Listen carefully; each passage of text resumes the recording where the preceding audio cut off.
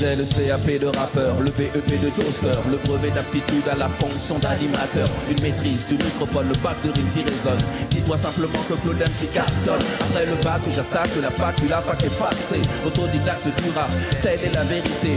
Maître du swing linguistique, acrobate, funambule, noctambule. Cependant j'ai vite de suivre les donneurs d'idées préconçues. Crois en toi, c'est une cause entendue. La première personne doit être ta personne. Donc ne crains personne pour que ça fonctionne. Des tonnes de rimes, des tonnes, le DJ perfectionne son style. Les mains sur le vinyle, maître de son art, aujourd'hui il excelle. Il n'est donc pas un DJ à temps partiel.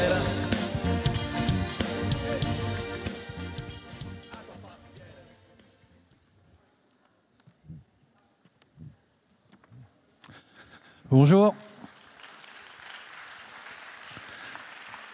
Je suis Sam Crimi, directeur musical, compositeur et pianiste, et vous venez de voir une de mes dernières créations qui est le MC Solar New Big Band Project à la Philharmonie de Paris, qui est un projet qui est parti à Central Park, à New York, à Montréal, à Bruxelles, plus d'une fois, en Suisse, et dans des beaux festivals en France. Ce projet, il a une histoire, et je vais essayer de la faire courte et de vous dire qu'elle a commencé un 12 septembre, mais je ne donnerai pas l'année, par coquetterie, à Aubervilliers. Là où je suis né, là où mes grands-parents, qui venaient des montagnes de Kabylie, pour ceux qui veulent situer, il y a un moyen très simple, c'est le même endroit d'où vient la famille de Zidane,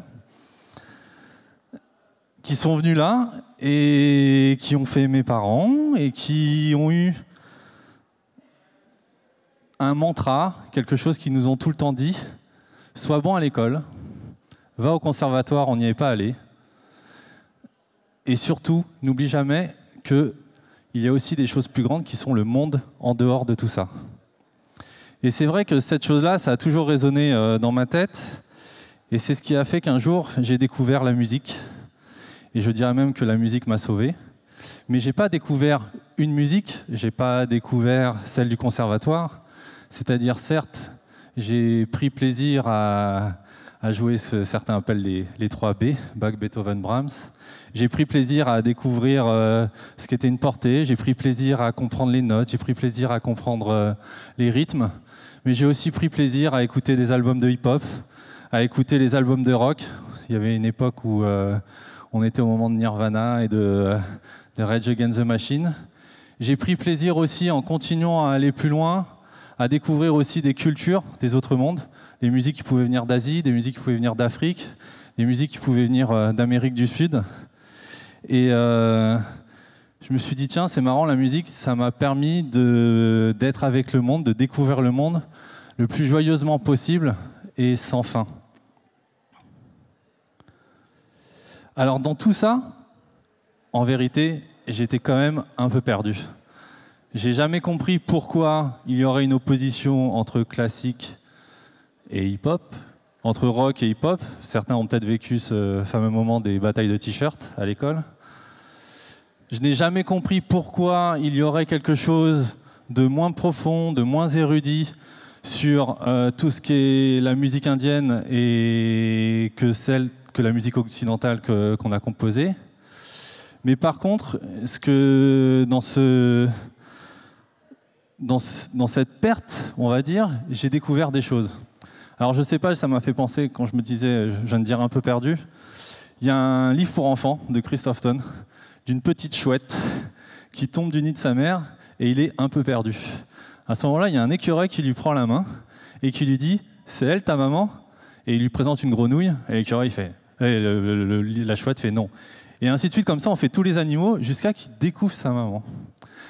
Et en fait, à ce moment-là, l'écureuil retrouve sa maman, il retombe sur le nid, et il vient de vivre une aventure où il a vu une grenouille, il a vu un chat, il a vu une tortue, il a vu un lapin, et ben ça a fait partie de son aventure, et à la fin, il n'était pas perdu. Et d'ailleurs, ce qui est assez drôle dans le livre, c'est qu'il fait exprès de retomber du nid le lendemain.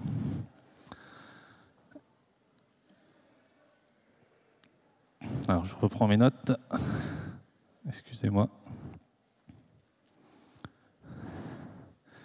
En fait, la musique, ça m'a permis de comprendre les espaces intérieurs de chacun et nos mondes dans lesquels on évolue. La musique, ça m'a permis de comprendre le temps, que nous n'avons pas le même temps, que chacun nous avons un rapport au temps, mais qu'en fait, malgré tout, ce temps, il y a des espaces pour les partager. La musique a quelque chose qui est singulière chez elle, c'est qu'elle ne se fait pas seule. Un livre, je peux être tout seul à l'écrire. Une peinture, je peux être tout seul. Le propre de la musique, c'est qu'elle est collective.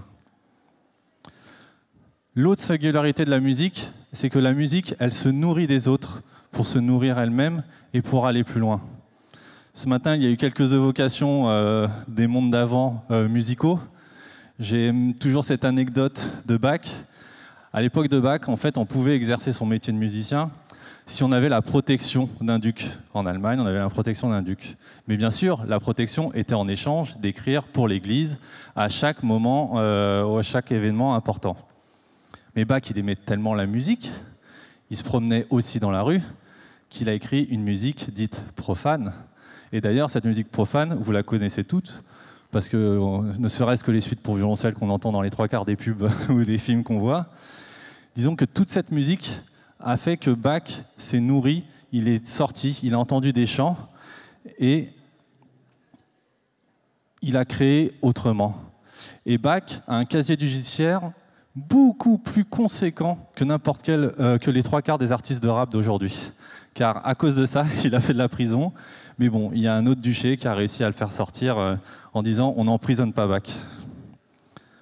Tout ça, c'est la démarche dans toutes les créations que je fais. Le MC Solar New Big Bang Project que vous venez de voir, il a parcouru le monde. J'ai joué avec les plus grands orchestres classiques, que ce soit de Montréal, de Belgique ou de Suisse.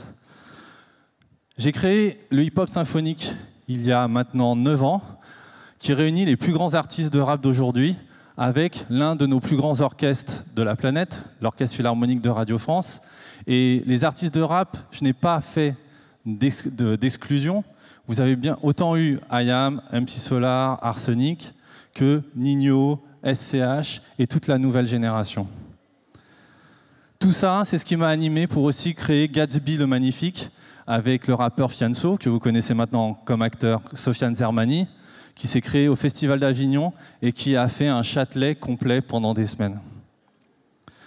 Tout ça, je l'ai fait aussi quand on m'appelle pour faire une bande originale d'une musique de film sur 2 influenceurs qui ont des millions de vues sur les réseaux sociaux, qui décident de parcourir la France à vélo.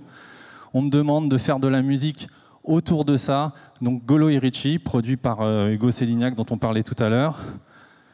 Pareil, c'est la même démarche.